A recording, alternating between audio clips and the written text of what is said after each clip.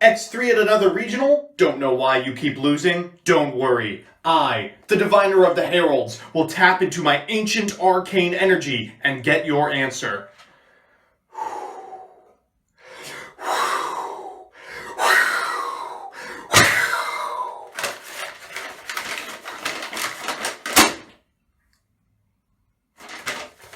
Does this mean anything to you? Hey everybody, Joseph Rothschild here, aka MBT, back again with another episode of 10-Minute Testing. I'm recording this and the next two TMTs well in advance, so I sure hope nothing's changed in the last 2 days, 3 hours, 15 minutes, and 37 seconds. Boy, a new master rule sure would be inconvenient right about now. Anyway, let's take a look at one of my favorite decks to play and least favorite decks to play against, Timelord Herald. So here's the list, and this brings me back to a simpler time. A time when decks didn't need such decadent festoonery as win conditions. As always, I'll give you a background about the archetype, a little bit of a discussion about what I hope the deck can do, and of course, the card by card. But first, this video is sponsored by YGOProDeck. YGOProDeck is a one-stop shop for deck building, deck uploading, card searching, and strategy articles, some of which are written by yours truly. I'm proud to represent them, and I encourage any player interested in deck building to check them out at www.YGOProDeck.com. Now let's hang with Herald. Timelord Herald is a personal favorite deck of mine, a first of many ill-conceived forays into paper, which I had to sell to make rent 2 weeks later. When pre-preparation of rights was first announced, people unironically thought Stick Chair Herald would be playable, but were quickly disproved as it was too inconsistent, too defensive, and too unable to crack established boards to compete with the rest of the metagame. The later edition of Time Lords helped twofold. Time Maiden is a fantastic card to reborn off of Ritual Sanctuary and yeet from the hand for Herald, and Zaphion and Metaion are perfect for punishing opener overextension. Still though, it wasn't enough to crack the ceiling of meta contention. But now we've got Diviner of the Heralds. This Gale Dogra retrain has the ability on normal or special summon to send a fairy from your deck or extra deck to the graveyard. If you're struggling to go second, she can send Ntis. If you need a ritual, she can send Herald. And if everything is burning and you desperately need a way to bounce the board, she can move Maiden, followed by a Metaion. She's also searchable off of Ava, Timelord Herald's extraterrestrial extender, who caps out negate combos with a couple of additional adds. We've also supplemented our setup with a new card in Igas that aims to even the odds against decks that tend to house our Heralds, Lightning Storm. This card is either a Regeki or a Harpy's Feather Duster, and it's a spell, a perfect evenly matched clone to fuel our Ritual Sanctuary. Finally, since we oftentimes have trouble finagling a finisher, we're playing Archlord Christia to end the game before our opponent can normal summon a monster with 1900 attack. So with that, let's get into the card by card. Firstly, our Time Lords, one each of Zaphion, Metaion, and Camion, followed by 3 Time Maiden. Next are our Diviners and Ava. This is an acronym that stands for My Child. After that, we're on 3 Herald and 3 of its favorite tribute target, Ben 10, rounding out our monster lineup with Christia and 3 Ash Blossom. For spells, we're on 3 Extravagance, 3 Pre-Prep, 3 Prep, 3 Dawn of the Herald, 3 Lightning Storm, 3 Ritual Sanctuary, Terraforming, and Upstart Goblin. In the extra, we're on an Extravagance board of 3 Ntis, 3 Herald, 3 Hip Ho Shinnigan, 3 Herald of Mirages, and 3 Link Haribo. So with that, let's jump into the games. Our first match is up against Ancient Gear, though let's be honest, they could be on absolutely anything and it wouldn't matter because we've found a way to make Herald. This doesn't utilize any of the new cards, consider it a history lesson on how Herald has historically won games.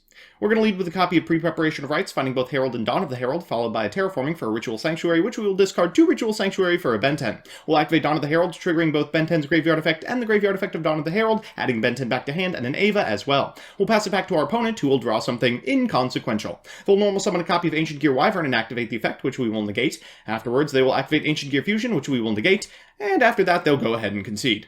Hold that taste on your tongue for the remainder of the video. That's how we're aiming to pick up all of our games.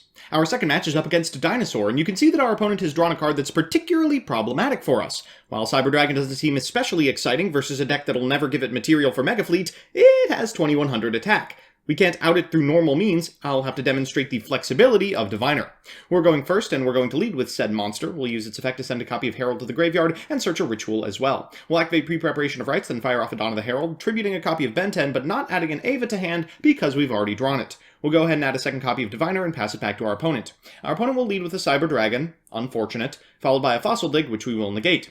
After that's failed to resolve, they'll activate Miscellaneous Source, which we will negate, and a second one, which we will negate. Now, this second effect of Miscellaneous Source is once per turn, so after Ava resolves and they go to activate it, 1 negation should be enough for the end of the turn.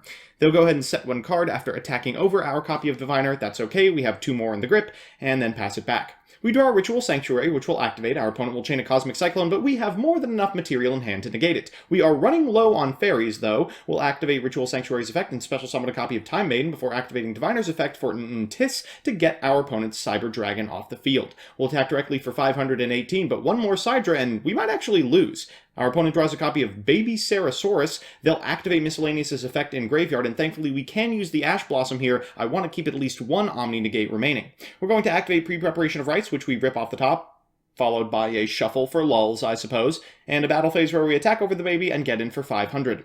We'll pass it back to our opponent after using Ritual Sanctuary to get a copy of Ava, and then link summoning a Link Haribo, adding a copy of Time Maiden to hand. We've got 3 negates here. I'm feeling pretty good until I see the Dino Wrestler Pankratops. Thankfully, we do still have the Link Haribo, so as long as we can force the Pankratops activation, we should be Gucci. We'll go ahead and activate the effect of Time Maiden in Graveyard for Camion. It's our all-purpose removal spell, before going to battle phase and prompting the effect of Pankratops, which of course we can negate. From here, it should be an easy route to the end of the game. We'll attack directly and then directly for 518, activating Camion's effect, shuffling nothing. Our opponent for turn draws a copy of Pot of Extravagance, an incredible top deck if I didn't have a negator on board. We'll go ahead and activate it, and that's the end of the game. So it's time for Game 3, and you know what that means, a best of 3 versus meta. Our opponent's playing Orcust, and wow, that hand is normal summon reliant. If we can keep them on the normal summon, we might be able to do this. We're going to lead with a copy of Pre-Preparation of Rites, followed by a normal summoned copy of Diviner. We have to use her effect to change her level to 6, and oh.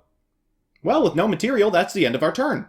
Our opponent will draw and normal summon a copy of Mathematician, sending a Harpore to Graveyard, then activating that effect to get a copy of Nightmare. They'll link summon a copy of Galatea after instant fusioning for Thousand Eyes or Strict. You didn't need to do that. They'll activate the Grave effect of Nightmare to send a copy of Simple Skeleton before going to Long Girsu, reborning this Galatea and activating her effect to send a copy of Crescendo, and then overlaying for a Ding Girsu. This is looking dire. They'll get in for a fair amount of damage before passing it back to us, and oh boy, Lightning Storm is absolutely terrible here. We'll fire it regardless, but all it does is proc 1 Xyz off of Ding. We'll activate Dawn of the Herald to get a copy of Herald of Perfection, then we'll activate the Grave effect of Dawn of the Herald before passing it back to our opponent. Our opponent will draw a copy of Infip, they'll normal summon a copy of Armageddon Knight, we'll Ash Blossom it. I'm just trying to get the Crescendo here, which of course is not coming. They'll go into a Galatea and try to reborn Ding, we'll negate it, and they will Crescendo us. Yeah, I think we probably have had enough of this game. Wow, that was embarrassing. Well, it's time for Game 2, and luckily we are both going first and seem to be facing an opponent who has not drawn any relevant interaction, though they still have found Effect Veiler. We'll go first and lead with a copy of Ritual Sanctuary. We'll discard this copy of Lightning Storm for Dawn of the Herald. Not very good going first. We'll activate Prep for Ben 10, then activate Dawn of the Herald. They'll chain Gizmek, as it is the last opportunity to do so, before we activate the Grave effect of Ben 10 and the effect of Dawn of the Herald. We'll put Ben 10 back in our hand and an Ava from our deck to our hand before activating Preparation of Rites for another Ben 10 and passing it back. For turn, our opponent draws a Phantasme. Not many targets versus this deck. They'll activate Scrap Recycler's effect. Of course, that will fetch a negate. Afterwards, they'll activate Gizmek's effect, which fetches another. They'll set 1 card and pass it back to us. For turn, we draw a fairy, which is critical. We'll switch our monster to attack position and attack. They'll activate Gizmek. We'll activate the effect of Herald. They'll activate Called by the Grave, and we need these fairies, so we'll activate Herald again. We'll then resolve the effect of Ava. That's going to add a Diviner and a copy of Time Maiden to our hand before we get in for 18. We'll activate Diviner's effect. It fetches an Effect Veiler, and I think, oh, that's probably fine. We'll activate Ritual Sanctuary's effect for Ava before passing it back to our opponent. It is unfortunately a hard once per turn.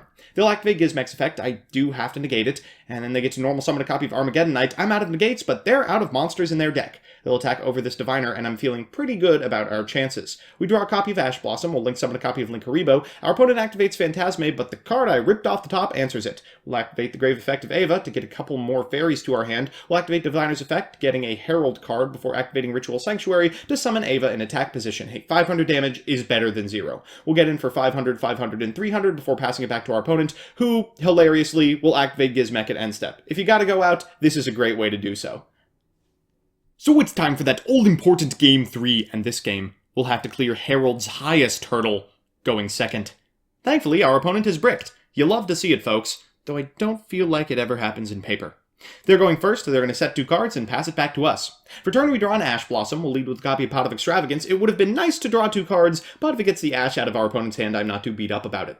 Afterwards, going to activate Pre-Preparation of Rites. That's going to fetch us both a copy of Dawn of the Herald and Herald itself, before we activate Prep Rites and tribute a copy of Benten for an attack position Herald. We'll put that Benten back in our hand and fetch ourselves a copy of Ava, before we activate Ritual Sanctuary, discarding Ritual Sanctuary for another copy of Benten. We'll get in for 1800, and then pass it back to our opponent. For turn, our opponent draws another Phantasme. What a grip. For turn, we draw a copy of Time Maiden. I'll go ahead and go to battle phase, and this really exemplifies the biggest weakness of Herald. It has no way to beat set 1 pass. We draw for turn again, it's another Herald. I mean, nothing's going to resolve for the remainder of the game, but we're not going to get in for a while. Our opponent's going to activate Symbol Skeleton. We'll activate Herald of Perfection. They'll activate Infinite Impermanence. We'll activate Herald of Perfection. They'll activate Infinite Impermanence. We'll activate Ava. And somehow we won a 6-deep chain. After everything's said and done, the effect of Ava will resolve. They'll activate Ash Blossom, we'll activate Herald, and I don't think there's really anything they can do from this position. They'll pass it back to us one more time, we'll draw for turn, and they'll concede. So we're back with the deck, and I think we've isolated our win condition, passing against Orcust until the boomers still playing the deck keel over from old age. Let's do the pros and cons. First, the pros. 1. Obviously, Herald itself is still insane. It's got a big booty, and the new additions to the deck alongside Ava ensure you'll be able to manage multiple negates over the course of a turn. 2. It's consistent. Diviner adds a much-needed piece to the puzzle. It's a more searchable Manju that can flex into Destruction or a Time Lord if need be, and anything that finds Herald more often is more than welcome. And 3. Lightning Storm is just what the deck needed going second. Obviously, it matches up poorly against Orcust specifically, but there's a 0% chance that survives the ban list. And the cons. 1. It's linear. And there's nothing wrong with having a single extremely powerful combo, but there is something wrong when said combo absolutely collapses going second. You can't draw Storm, or even guarantee it'll be relevant every game. 2. It's not adaptable. If an opponent is able to mount a defense of counter traps, vanilla monsters with high attack, or floodgates, you've got next to no way to remove them. The negate everything strategy is very good versus a very specific type of deck, not every single thing that's meta. And 3, it literally cannot beat an attack position monster with 1900 attack. If you summon Pankratops, I will cry. All in all, it may look more playable than it's ever been, but that's a ludicrously low bar to clear. I'd wait for more than a single new searcher before signing on. So that's that. Thanks to my patrons, Tyler Slacks, Crispy, Sir Tachyon, Mika Reichman, Distrin, Picnic Blasted, Lucas Geardus, Adam Trevino, 2nd, Lieutenant Labcoat, Fighting Fang Wong, Meatmoto27, BurritoMan93, Adrian Bra, Adam Sundquist, Isaac Jackson, Donnie Fillerup, Kobe Fisher, and others. If you like my videos, please consider subscribing, and if you want to be part of the deck building process, consider following me on Twitch as well. See you next time.